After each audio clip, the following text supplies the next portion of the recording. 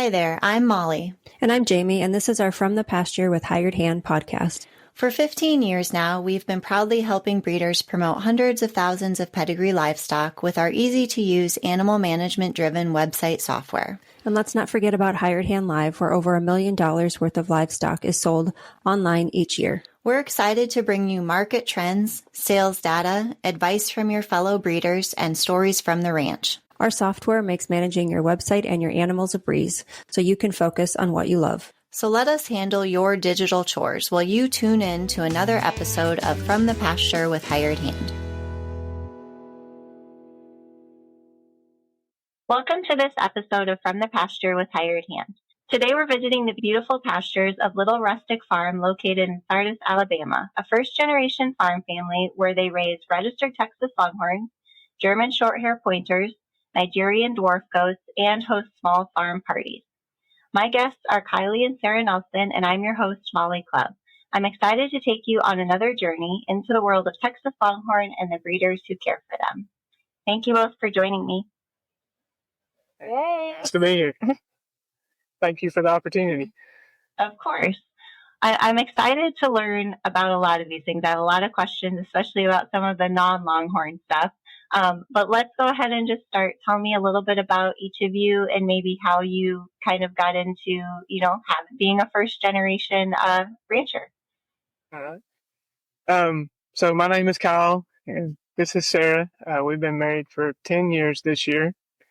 We have 3 kids, 6, 4, and 2. We got 2 girls and 1 boy. Like you said, we basically just wanted to have this life for our kids. And so this journey started, I guess, 3, 4 years ago? We lived in a neighborhood until about 3 years ago, and we just kind of redid an old house, and that's what bought our farm.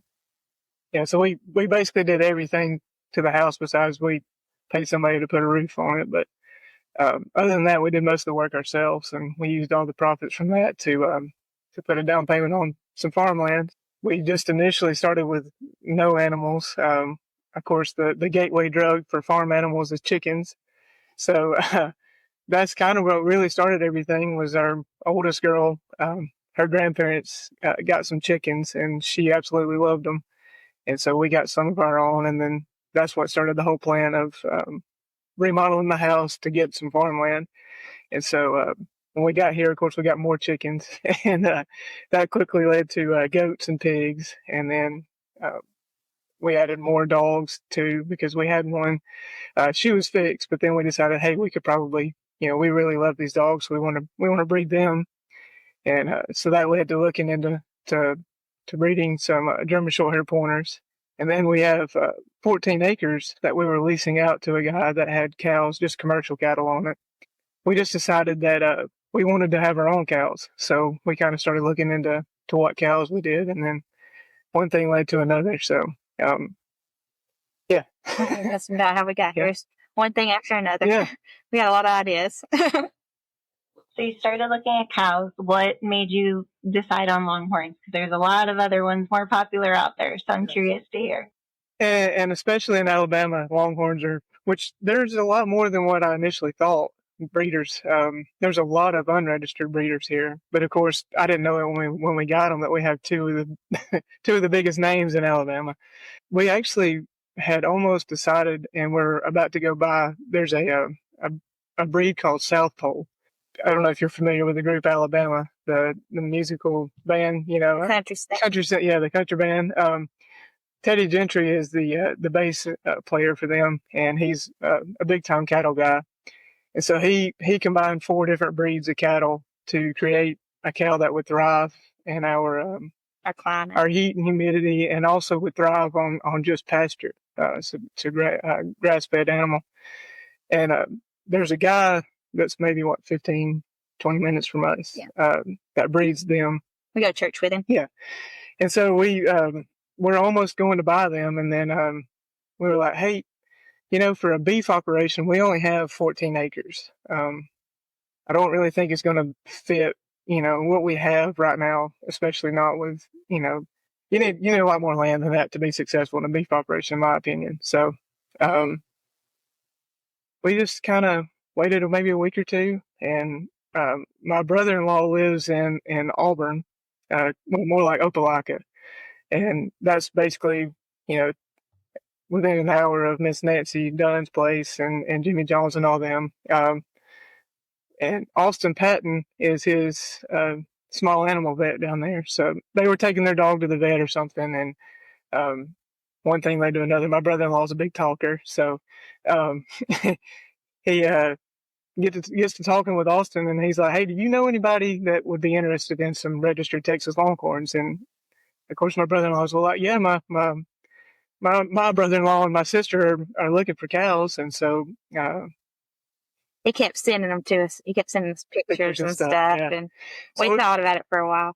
We started researching Texas Longhorns, and we were like, well, I mean, this fits exactly what we want to do. You know, there's so much you can do with them, more than just beef, and so that's kind of how we landed on them.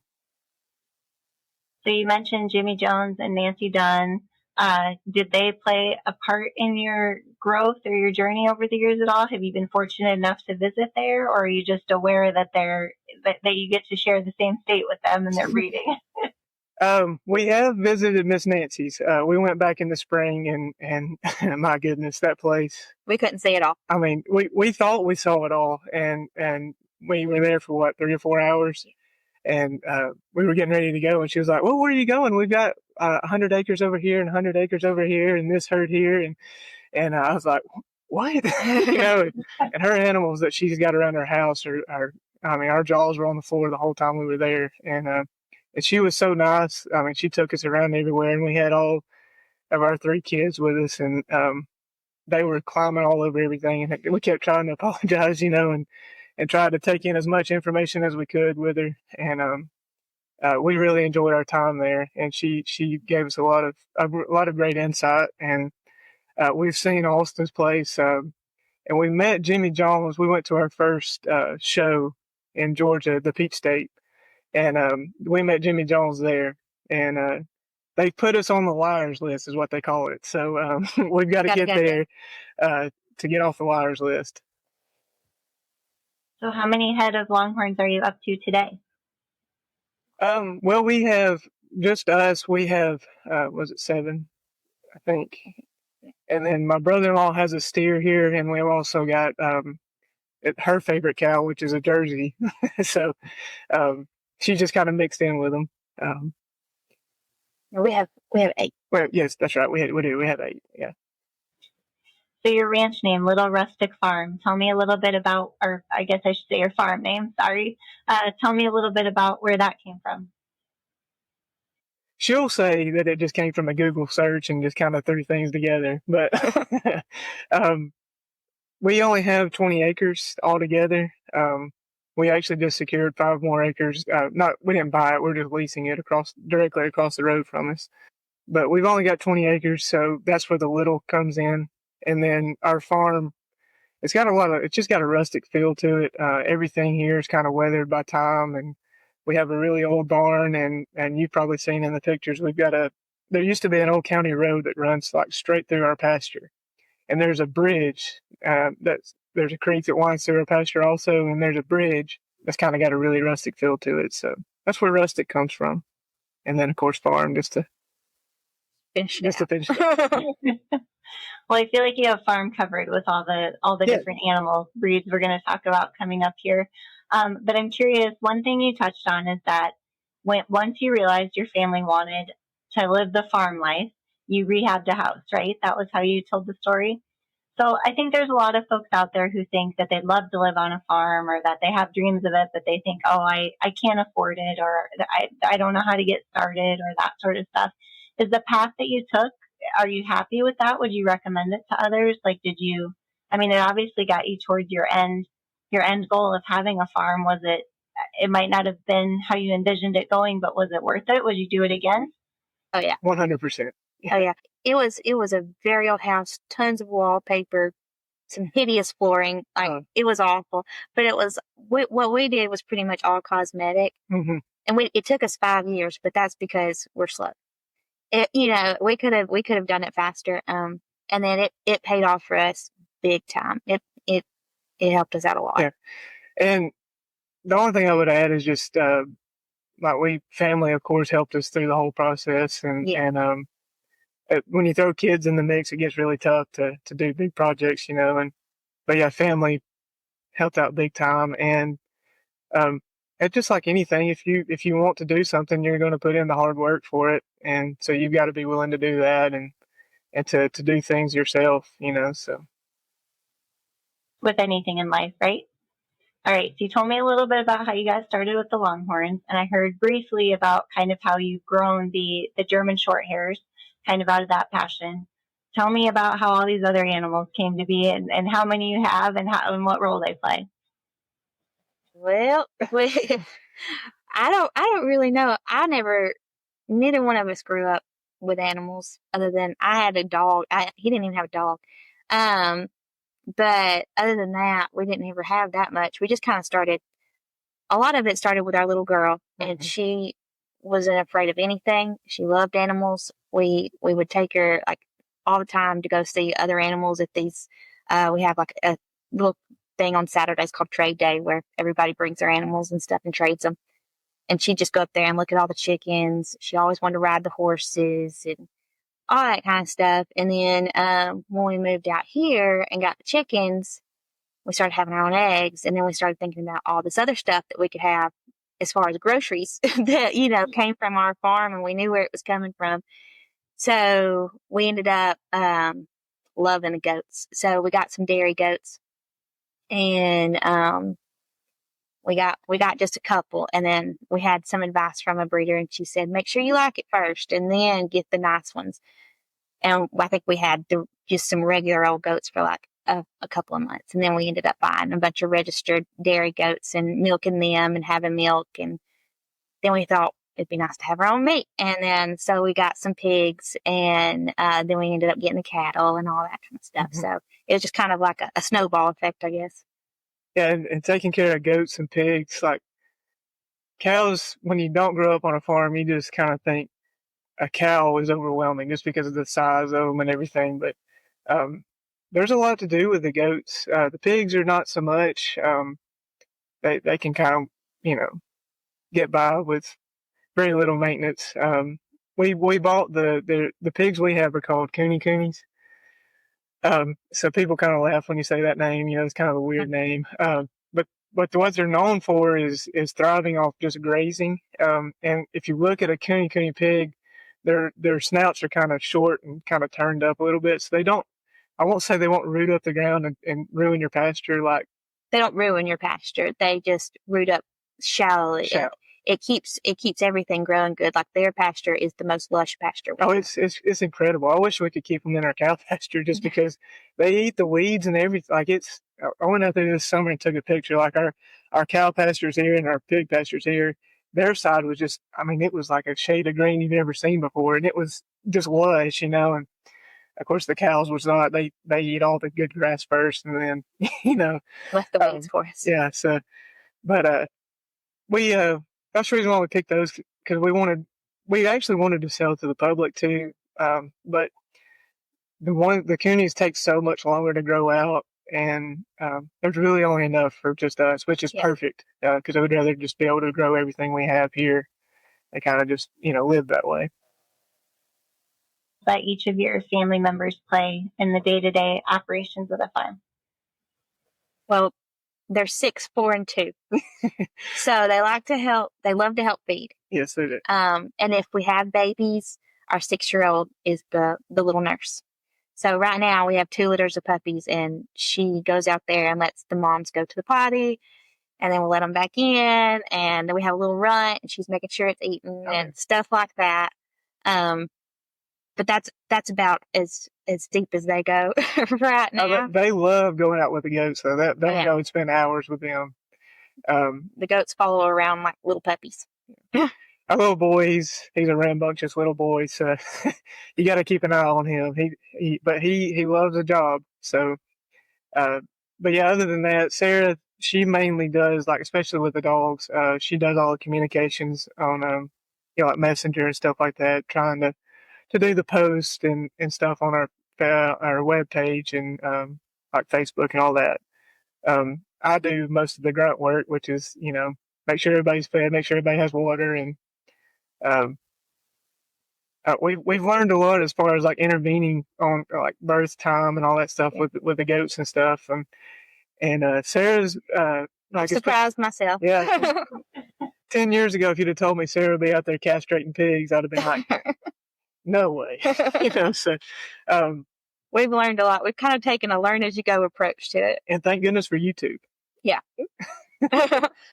Have you noticed a difference with the kids, like how the farm life is affecting them and helping them? I know it sounds like maybe some of them didn't know any different based on their age, but the older ones, do you see a difference? Yes, they love it. They would never go back to the neighborhood. They love to help. They love to work.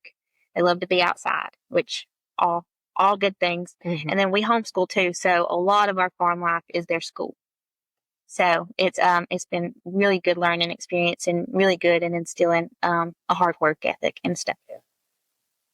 And when you went to like the Peach State show out and those sorts of things, is it a family trip, or do you guys get away? And we used it as, let's see how this goes first, and then we'll take the kids. So we want to go to the one in Kentucky this spring and take them with us to that one. Yeah, it's funny. We were talking last night. Or I schedule vacation at my other job. I'm a full-time firefighter, and we also run a full-time lawn care when I'm on my off days. But I scheduled 2 weeks worth of vacation around the bluegrass and the Nashville one this year. Music City, yes, yeah. So we scheduled vacation around those two this year. So we're for sure wanting to take them to the one in Kentucky, and it's close to the Ark and all that. So we'll just have a whole homeschool trip out of it and do all that. Yep. Make it more of a family affair, I guess. I'm sure they'll enjoy that. And now a word from our sponsors. From the Pasture by Hired Hand is presented by R3 Hilltop Ranch. Located in Chilton, Texas, R3 Hilltop Ranch has been breeding registered Texas Longhorns since 2006. What began as 3 heifers has grown into our current herd, which you can explore on our website at r3hilltop.com. We're passionate about loud colors, longhorns, and docile temperaments, but it's the easy-keeping, low-maintenance traits of Texas Longhorns that initially attracted us and continue to drive our herd growth. In addition to livestock, we proudly offer certified Longhorn beef products. Visit r3hilltop.com/beef to learn more. Thank you for listening and enjoy exploring our ranch online at r3hilltop.com. Overwhelmed with your digital chores? Let us lend a hand. From websites and animal management to internet auctions, graphic design, marketing, search engine optimization, and more, Hired Hand Software is your hired hand for all things digital. Specializing in pedigree, livestock, breeds, and beyond, we handle the tech so you can focus on the animals you love. Visit hiredhandsoftware.com today, where your digital chores just got a whole lot easier. Looking for top quality Longhorns and a taste of true Texas spirit? Look no further than Cantera Cattle Company. Our passion for Longhorns shines at Old Gringo Ranch, where tradition meets excellence. Visit us online at CanteraCattleCompany.com and follow us on Facebook, Instagram, and TikTok for the latest updates and ranch life fun. Ready to experience it yourself? Schedule your visit by emailing canteracattle@gmail.com. Remember, God is great, Longhorns are good, and life is crazy. Well, let's switch gears back to the Longhorns specifically here for a little bit. So tell me about some of your favorites in the herd. Tell me about kind of your breeding strategies, your plans for the future. Let's talk through some of that. So our favorites, it's kind of complicated. We bought from Austin. So when we first made that deal, it was a mother and a daughter, which the mom was 5. And the daughter was 3 at the time, and they both had heifers at their side, and they were both bred back. And so it was 2 3-in-1 deals, which later on, come to find out, it was a perfect storm for us. We got really lucky because they both had heifers then too. So we went from basically 4 to 6, and they were all cows, yeah. So Our favorite would probably be Dun Ditto, which is she's an investment cow over Dun Time Bomb. Investment goes back to once I started, when we bought them, we didn't know these names. We just knew we were buying registered cows. So I don't guess we just enjoyed them for a little while, maybe 5-6 months. We didn't do anything. We actually didn't register them in our name until 6-7 months down the road. And one day I was like scrolling through Facebook and I saw you might like Longhorn Friends on Facebook. So I joined that. And I don't know, hindsight 2020, it may be a bad thing, maybe a good thing. So that's what really kicked off our obsession. So I got on there and then I realized I saw these names and then I scrolled by and I saw investment. And I was like, hey, that's the Messiah of our, Dun Ditto. And I was like, so I got into that and I saw where it linked to our hired hand website. And then I scrolled down and saw the pedigrees and I was like, hey, this is kind of cool. So I started just researching and going from there. And now look at us, here we are. So, anyways, Dun Ditto is probably our favorite just because all but one cow is either a daughter or a granddaughter of her right now. So, but what's quickly growing on me is her calf that she had back in February. She's a blue-eyed cow, heifer, and she's got a really fancy paint job on her, and she's just a sweetie. You can go out there and just walk her right up. She loves to give kisses. And loves a noggin scratch and everything. So, all the rest of them are a little more standoffish, but she just loves us. Yeah. So have you thought about, like, with attending the Kentucky sale and the Music City sale, or have you started planning a few generations out with what you want to do with them, or who you're going to have your eye on for some bloodlines in those sales or anything? Absolutely, all the time. It's just the thing that stops us right now is money, of course, and pasture room. So really, we're at max capacity as far as land right now. Austin is letting us use one of his young bulls. So basically, just trying to get some more progeny out there from him. And just in return, I'm just keeping him healthy and giving him a job. So, and he is actually out of Miss Nancy's. I think, from what I can tell on Facebook, is one of her favorite bulls, which is Dun Got Double Lucky. So he's a son of his, and he's just a really pretty color. He's got really low swooping horns, and so we're expecting his first ones. But we did buy a young bull. We're really extremely excited about this young bull. That's awesome. Do you feel like you both agree on like your favorite type of Longhorn, or like the look that you're going for, or the characteristics, the traits that you want to breed into your program, or are you on two different parts of the spectrum there? We agree pretty much. Mm-hmm. Some of them he'll like, and I'll be like, some of them with their horn shape he likes, and I'm like, oh, it looks like they got a headache, stuff like that. But that's just silly stuff. We're trying to breed towards twisty. We really love twisty horn. Like our Dun Ditto cow. She's from a really twisty line, which goes back to Horseshoe J Feet, which is one of my favorite cows in the breed. We just really like twisty horns, and we really like pretty paint jobs, of course. But we really want to breed towards really docile cows for our girls and boys, especially. We want to try. I mean, we're not going to make them do it, but if they show an interest in wanting to show and halter show, we would like to be able to do that. So we just really want to breed towards what makes Longhorns. Just all the traits that Longhorns are known for. We want to continue that and make them better in that, but also do the twisty horns and the pretty paint jobs. So. What do you feel like I know you said you're kind of maxed out with land right now, but in an ideal situation, like with your new lease pasture or that sort of stuff, what do you feel like your ideal herd size would be? We were talking about this last night. I would really like to have this herd be, maybe 10 brood cows and this 10 brood cows, and have two different bulls, with those herds, and be able to kind of. We do like the Butler cows really interest me. I don't know much about them yet. I haven't had time to just be able to sit down and just completely study them. But I would really like to have 100% Butler breed, or herd, I mean, and then of course continue what we're doing now with the twisty horn cows, and continuing trying to do that. And so basically, I guess to answer your question, maybe 20, uh, maybe 20 cows, somewhere in there. I don't want to be overwhelmed with them, because we don't have a ranch hand or anything. So, with working 2 other jobs, I don't want to stress myself out with I don't want the cows to stress me out. I love just being able to come home in the afternoons and just watching them eat and graze and be and whatnot. So just the calming that you get from these cows, I don't want to take away from that, if that makes sense.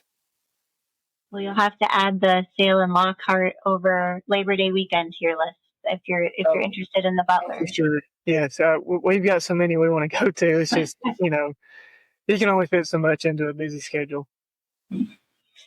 Well, one thing that you and I have talked about, which I don't know if I should say this in front of Sarah or not, but I suggested that you put some animals in our monthly sale now that you have a website, and you said, I don't know if I'm ready quite yet. Maybe soon. So that would be one way. You just get rid of a few that you have and can bring it. And we've already picked one out. We've picked one out for this next year. So, but she's bred, so we already thought. We want to see what she has first. But either way, we'll probably sell her next year, and we'll probably utilize that option. That's a great option for sure. So, yeah, we're watching a few on your sale right now. Mm-hmm.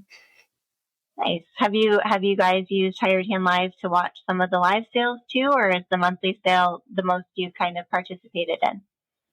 I don't think Sarah has, but I have watched a couple. Not all the way through, but just trying to, which is kind of hard, like with anybody talks about. You can watch them walk through on online and whatnot, and you kind of compare, your cows to those cows and what they go for and whatnot. But until you see them in person, it's kind of hard to do that. But I do like watching to see what brings what and why, and kind of study that and pick it apart. So usually when I'm watching now, I'm at the fire hall and we've got some downtime, so I'll sit there with my notepad and kind of jot down what cows these came from and how much it sold for. We did pull it up too at the Peach State show out, because we were in there in the sale, and they would announce that someone else came and bid, and so we would kind of pull it up and look at it there too. That's kind of neat. Are you all the family that when the sale catalogs come in the mail, you're sitting down and looking through those together, or the kids are circling their wish list? Are you there yet? He won't let me look at them till he's looked at them. I'm sure it'll get that way. It's like happy mail for him. Yeah. Yeah. Well, let's talk a little bit about marketing and your website. So what would you say that your favorite part of having a hired hand website is? What's your favorite kind of functionality or tool that you like to use? Mine especially is the pedigrees. That's the way you study y'all make it so easy to just, like, if you like this cow, what's really intrigued me here lately is consistency, and especially on the maternal side of a bull. I've really been honing in on that, on bulls and stuff. Just, if you go click on their pedigree and you can see, 3 or 4 generations worth of cows in it, and you can click on one maybe you never heard of before, and you can say, for more information, click on this website, and you can go to their website and see, it's so easy to research, and especially having the pictures there.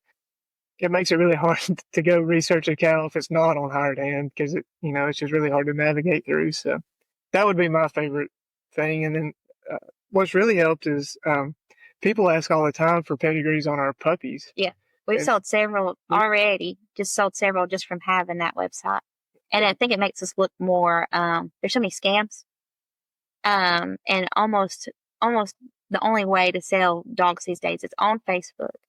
And that's where all the scams are. So when you have a website they can go to and see, and they can see their pedigrees and everything, I think it makes us look more legitimate. And I had a phone call today just from the website. Mm-hmm. So we've been trying to contact all the people we bought our dogs from, and like, hey, can we get a picture of your dog? And if you've got a picture of their parents, And so we've been collecting those, and I've been actually meaning to get with y'all and uploading those pictures and stuff. So nice. I love it. What is your favorite hired hand website besides your own? We were talking about this last night. They're also, I don't know if there's like a a favorite. They're all so, very similar as far as the way you operate them and everything. I guess the one I visit the most would be the Michigan Mafia, the Hicks. I look at theirs probably every day just because I love what they're doing with their cows. Yeah. But other than that, they're all very they're just different color schemes and stuff. So it'd be a nice little trip for you both. Just don't make that trip during the winter. That would be my advice. Yeah, she posted a picture yesterday or day before or whatever of some cows. All of them covered in snow.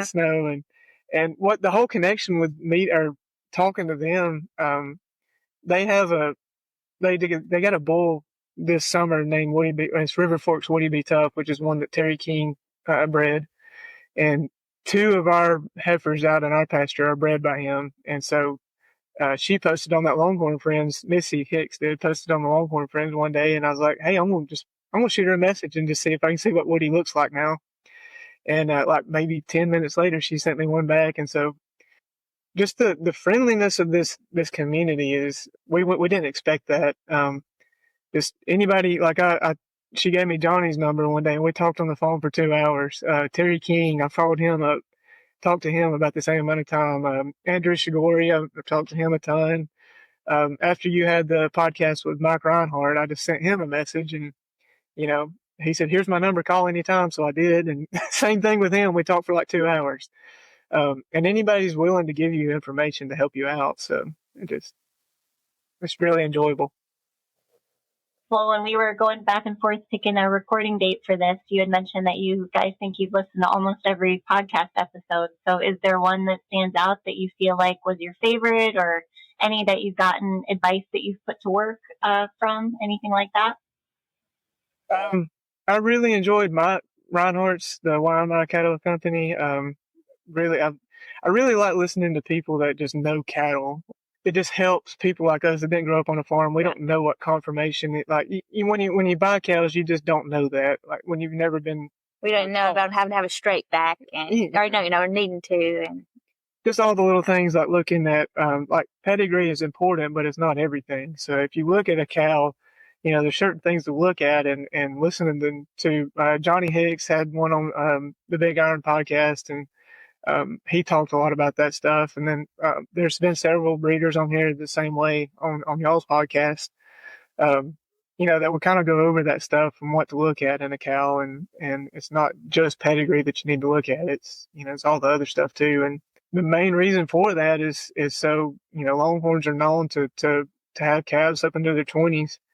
And so if you buy a cow that is correct in her conformation, she should do that for you. So, if you're gonna breed these cows, you might as well take part in everything they have to offer. And so, I think did I answer your question?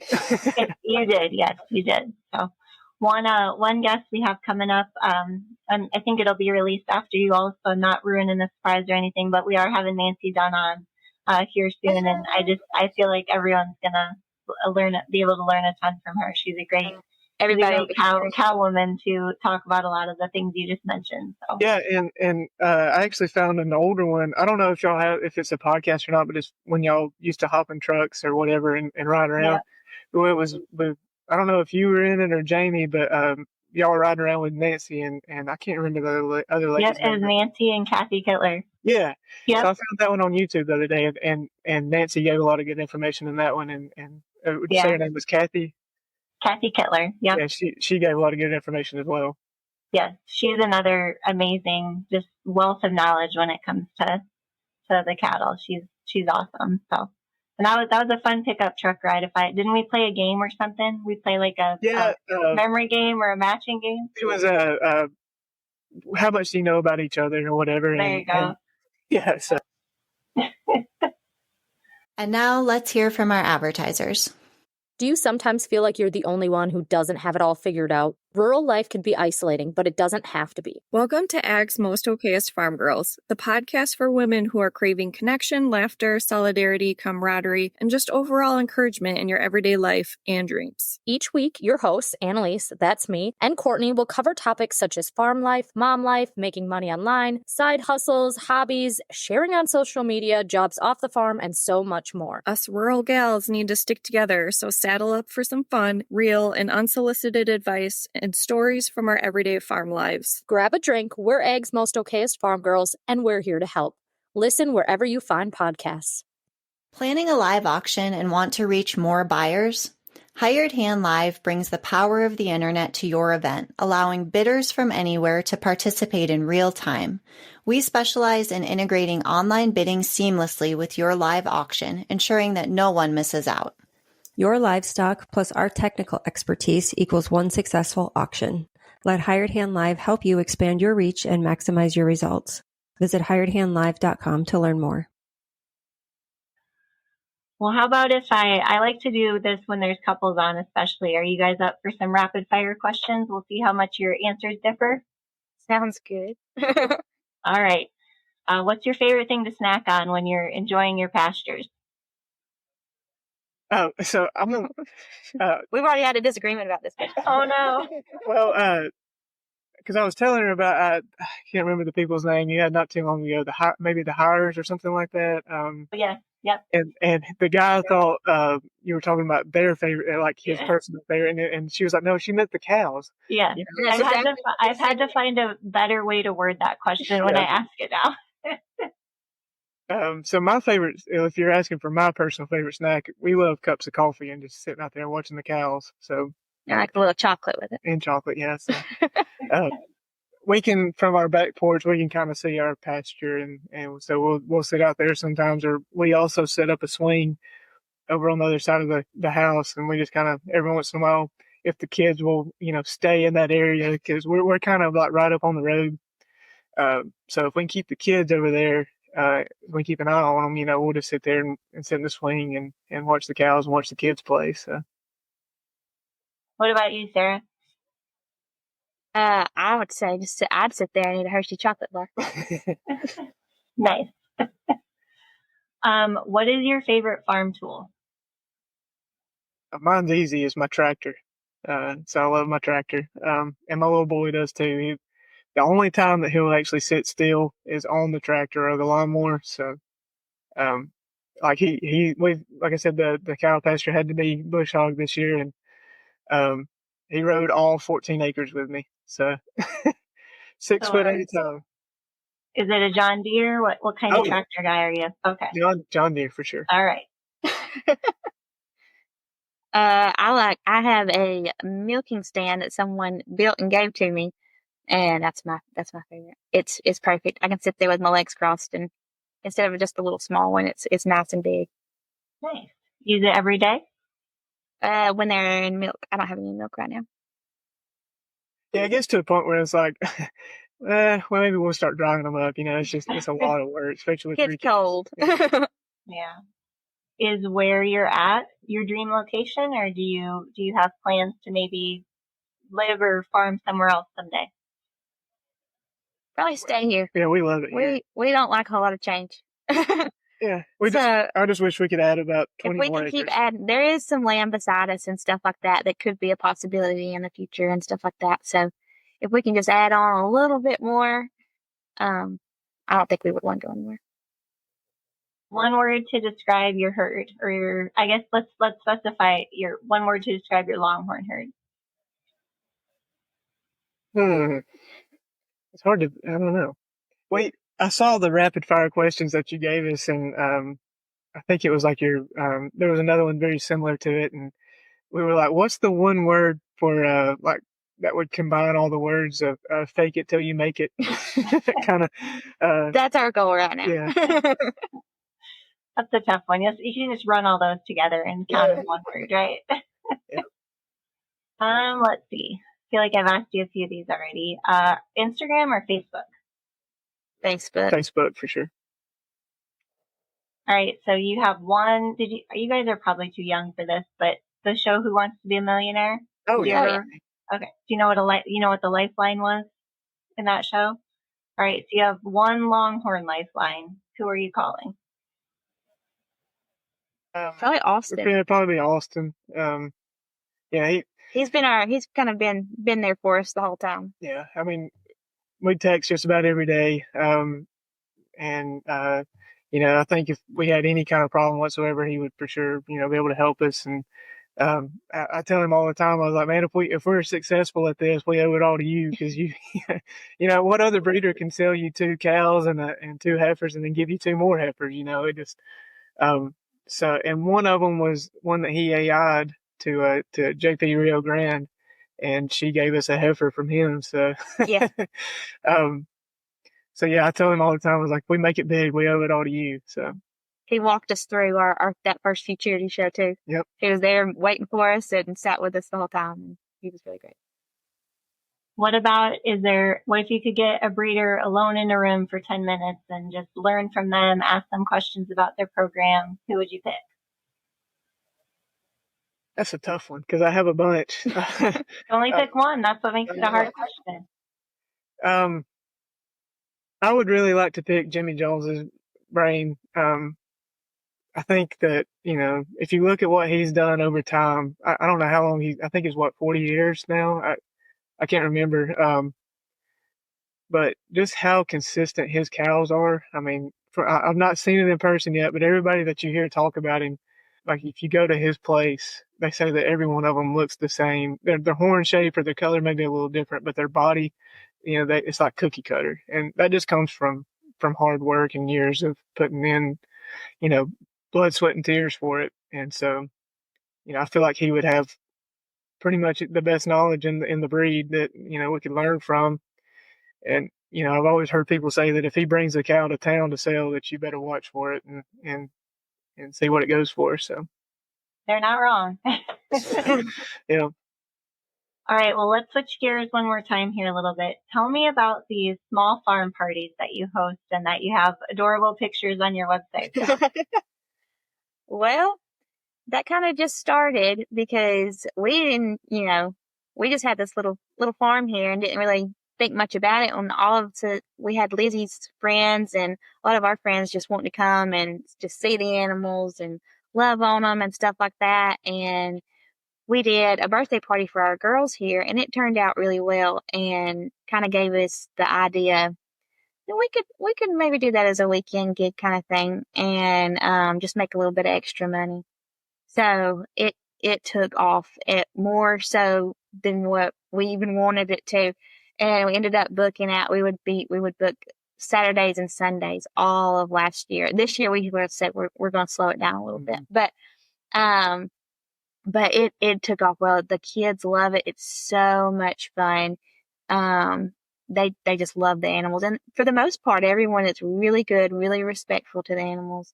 We've only had a few parties that didn't turn out like that, but yeah, it's worked out really well, and it's been a good little side income since I stay home with the kids and stuff like that. Kind of helps pay for some things. Yeah, we were like, well, we have all these animals, we might as well, Yeah. That they need to put in some work to pay the food bill. So, and they're all like, if we have any crazy animals, we don't keep them. So we have really, like all our goats, or even the pigs, like you can walk out there in the pigs and pet them.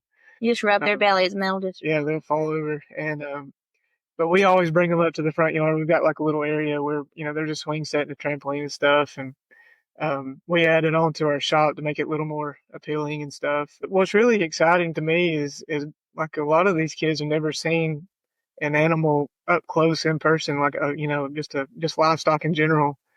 And especially the cows. You used to see the people when they come over to see the cows and they see them walk up with these huge horns and stuff. And the kids can feed them out of their hands. Yeah, they can. We don't let them in there with the cows, obviously, but they can feed them to the fence and especially Austin's bull. He's just a big masculine bull.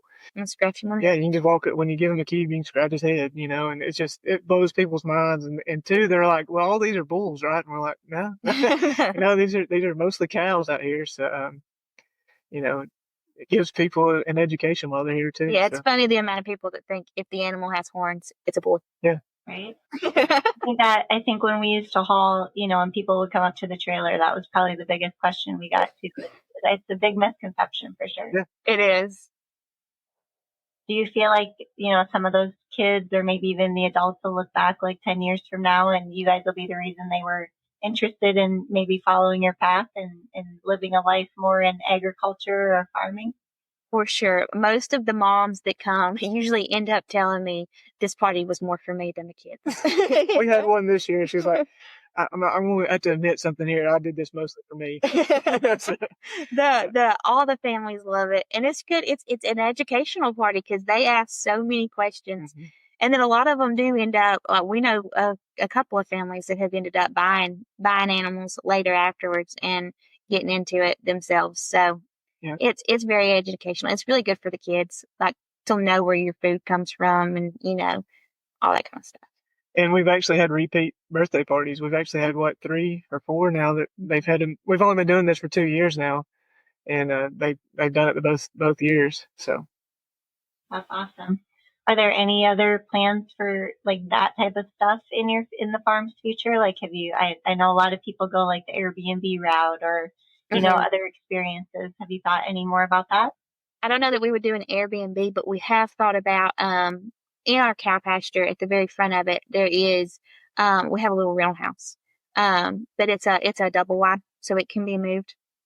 So, a plan in the future is to maybe sell it once the rent pays for that side of the property. So we thought we would pay it off and then build a little venue there because so many people want venues. And it's not a hard gig when you do it, mhm. when you do it like we do it and just like let everybody handle their party. We just keep the place clean, and make sure it's taken care of. So, and we thought even for our own parties, it would be nice to have that out there with the Longhorns and the farm and the barn behind it because you don't get as good of a view at our house.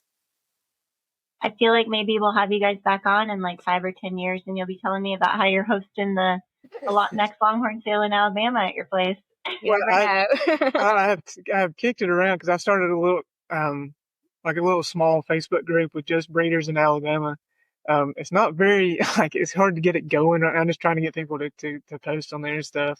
Well, give us your shout out. Tell everybody here about it. It's just called Longhorn Breeders of Alabama. And I was just trying to get everybody to be able to share resources and stuff. Like selfishly for us. Just which I know we have Setla. We plan on joining that this year. We're going to go to the meeting and I think it's January. So we're going to join that. I know we have that, but just to have another option, just to kind of promote the breed in Alabama. We actually set up a guy just right down the road from us, maybe a mile down the road from us. He bought two next road over. He bought 2 cows from Austin, and Austin's supposed to be bringing it up next week or something like that. And so if we can just continue to do this, and then I know nothing about setting up a sale yet, but I do have plans because we've got several big time, like the Merrimans, and of course you got Jimmy and Nancy, and of course Austin, and there's several more, and I'm sure I'm forgetting somebody, but there's several people in Alabama. I think we've got so many ag complexes, and especially North Alabama, that we could use. I would like to maybe within, like you said, 5-10 years, set one up in Alabama. Well, I won't say we'll hold you to it, but we'll probably hold you. Yeah. We'll just see where life takes us. Yeah. Well, what haven't I asked you about that you want our listeners to know about your farm, your breeding program, your Longhorns?